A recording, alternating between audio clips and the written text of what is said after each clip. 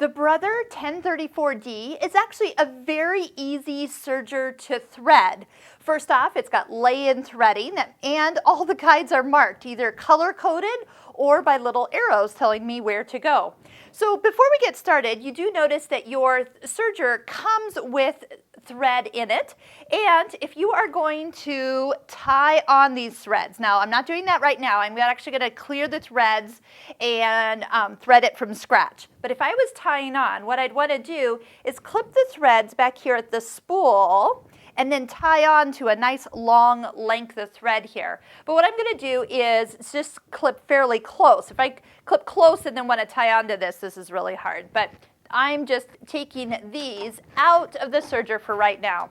Now let's talk quality of threads. Tell you the truth, these are not the greatest quality of thread. I would probably just suggest that you just make these go away. Thread quality in a serger is truly what can make or break somebody's enjoyment with the serger. I don't know why I'm winding them up. I'm going to just throw them in the trash. Here we go. And done. Okay, so threading with serger quality threads is truly it's a smoother process. Your serger is going to thank you. If you can take your thread and with your fingers just run across the thread and not feel any bumps, oh, that is going to be so smooth for the serger. If you buy inexpensive serger thread and put it through your serger, these tension discs have to kind of open and close every time a thicker or thinner area of thread goes through it. So the more you spend on serger thread, the better it is. That's just a true statement. What I'm using today is actually a Mettler version. This is Serger is the term or brand of the serger thread. And we are going to thread with 4 different colors. That way, as we put them in here, I'll put the blue where the blue is and the red where the pink is here. Also, did you see me move tensions? So if you happen to, when you pull it out of the box, you find your tensions just not at a normal number, just turn them back to 4. That's kind of the middle range. And if they all match that line there, everybody's kind of back to normal. So if you have little kids that come and visit you in your sewing room and they like to turn little dials, all you have to do is turn them back. Don't yell at them and tell them not to touch your serger. You'll find that it's okay. They can touch it and you can just put it right on back. Right now the thread is still in this serger, so I am going to, here we go, open this up. I haven't even opened it up yet. This slides off to the side and down and open here. But there's a little chain of thread. If you lift up the presser foot and bring your needles to their highest position here, you'll find that that chain is quite attached. You might help them come through. Sometimes I might even put my tensions to 0 and then they come through really easy. Really what I want you to do is just get all the thread out of the serger, and now we're completely clear. If you want to put them back to 4, now that's a good idea. Now we do have these little cone holders. If your brands of thread that you have, you need to stabilize them, they're going to wiggle around. Actually, I think I will put these on and then slide right. Oh yeah, that's going to make it so it doesn't wiggle quite a bit. So let's go ahead and slide those underneath. I can tell they're going to get stuck. So if you ever can't find your cone holders, they're, well, in your spools if you're changing colors. We will go through some real specifics like how to get the most use out of buying colors. Like you don't need to buy 4 pinks and 4 greens and 4 blues. You really can simplify things. If you've ever done any quilting or piecing, you notice we use a lot of gray thread. It's neutral. So whites is a good thing. You will need 4 whites. You're going to need 4 darks. And if you had threads that really need to match, you're going to see all the seams, well then that's when you would want to buy maybe all the same color. But in the chance that you don't have that opportunity, you can always use smaller spools. That's where these little spool caps come in, and you can put those on here. Usually I'll put the spools that have the least amount of thread on the needles. Those are the 2 tension locations out to the left side here. The yellow and the red are your tensions for the needles, so I'd put them here. Then I'd put my spools that I do have the most thread on the loopers, because those are the threads that really go way back and forth on your fabric and really use up the most thread. I've even been known to wind bobbins with the thread that I need and put bobbins on here and just kind of keep an eye on things if I only had one spool and they all had to truly match. So there's a couple tips along the way. Again, good quality thread makes all the difference in the world. There's been times where people have brought in their sergers to me at the store, and all I've done is put on a new set of threads. Serger works just fine, where it was fighting them with the threads that they had on. So quality thread, I can't preach that enough. It makes a difference on any serger that you have. Okay, so one thing that I do like to have everybody do is thread it in a certain order. We're going to thread it from the upper looper first, and that is actually the green thread. So I'm going to bring our thread up here. Now, up at the top of the little tree, this does have a single hole. Go from the back towards us. So that's the one that you can't miss because there's not a way to get it back in there later. But all the other guides are nice and open. So if you miss one down below here, you are going to find yourself being able to slip it back in and easily kind of get it back into order. But the one at the top is crucial. Next, the step number 2 is a guide right here at the top. And then what you're going to watch me do is as I pull the thread down through the lay-in tension area, you might even put some pressure on it. I'm actually making sure that it goes all the way down into those tension discs. And when I say tension discs, they are kind of curved like this. You want to make sure they go between. I have had people get it on the other side and it has no tension whatsoever, so that can be a small issue. Also, your tweezers are going to be your friend here.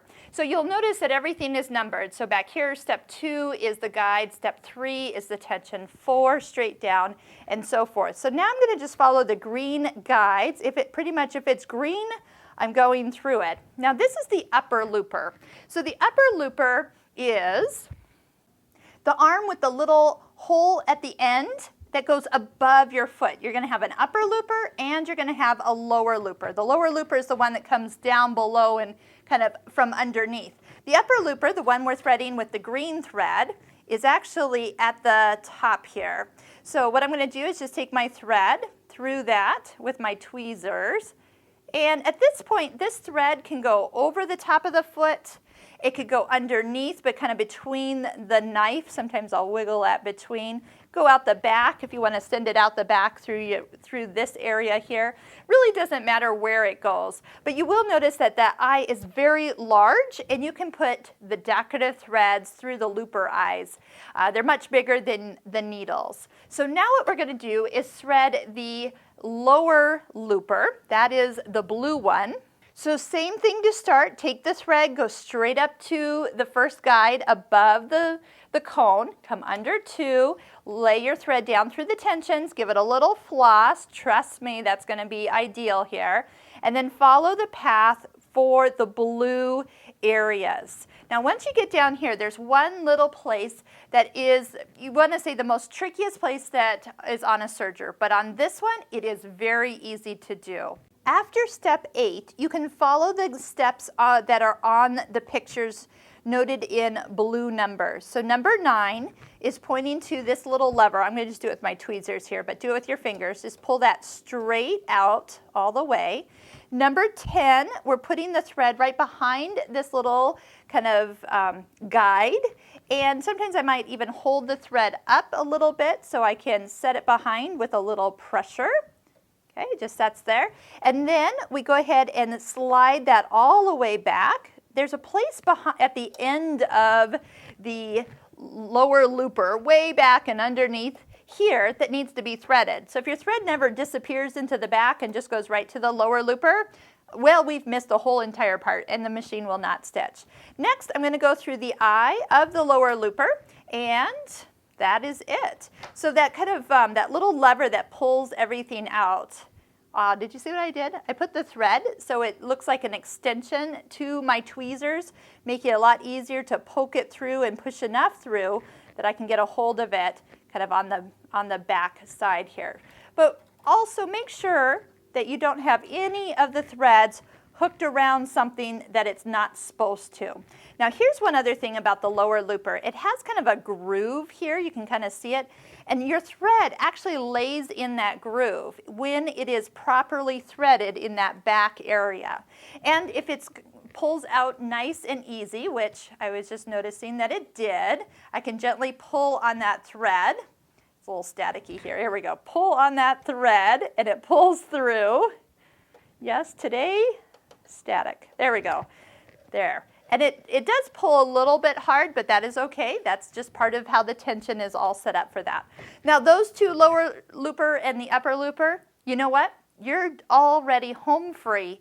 The last two threads are just as easy as threading a sewing machine because those are going to go over here to the needles. Let's do those now. At this point, it doesn't matter which order of thread you do the needles in. You can do the right one, you can do the left one first.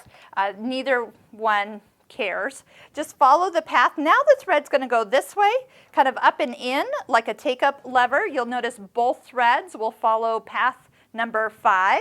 And then there's a guide right at the top of the needle. And then that way you can just slide this right into, this one is the right needle, so make sure that this thread goes through the right needle and the other one goes through the left. Remember, these needles are the same as your sewing machine needles, which I do love when serger manufacturers don't have specialty needles that I have to search out.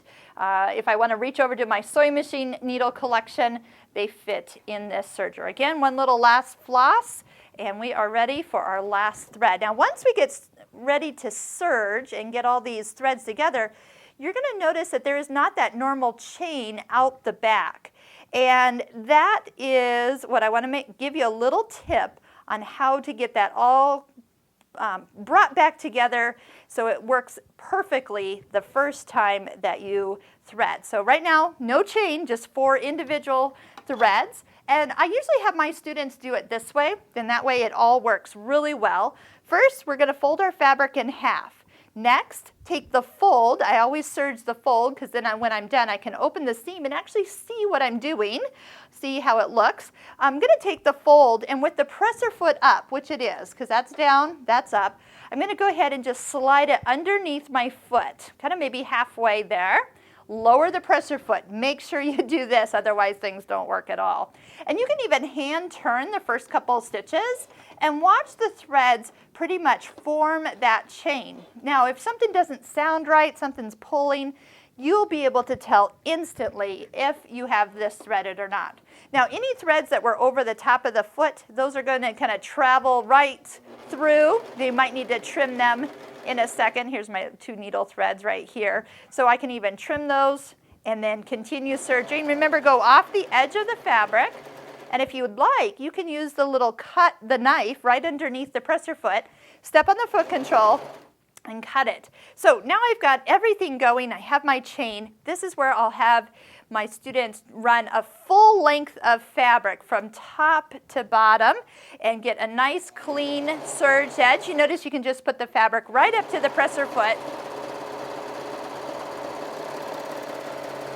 And this is what it's going to look like. So if we identify each of the threads that we've got going on here, I have the yellow thread was the last one I threaded. It's a needle thread out here. Yep, I was just double checking. My pink thread is actually my right needle. My lime green, which kind of looks fairly light, but it's the one going back and forth, back and forth. That's why having cones at your 2 looper locations is the best because you're going to use up the most thread there. And you can kind of see the blue. See how the 2 link along the edge there? The blue is the lower looper all the way across. Now, what I was checking when I flipped it over really quick, because I hadn't looked yet, is I was checking to see if I saw this nice straight line on the back. If you see a nice straight line, not a jaggedy line, that means that you have the perfect seam. That means that when you open it up, and that's why I serge on the fold, so I can just open it up and take a peek. This is truly what you're going to see. Now, as I open this, I do see a little bit of yellow that is showing right here. Now, it's pretty, well, it doesn't, you can barely see it anyway. But if I needed to match a fabric and I did not have exactly all the same colors, I could use one of those smaller spools in my outside needle, and that way I can match my seam. So when it does open up, I can see or not see, it would match my fabric. And then use some neutral colors inside, some grays, even black if it's got a darker sheen to it, that type of thing. So you really can save yourself a lot of thread purchases by even matching some of your outside needles with the thread that you need. All right, so let's get into all the adjustments you can make, the different stitches, the rolled hems, how to serge that zippered bag that you're now going to make for your little accessories. Let's get started.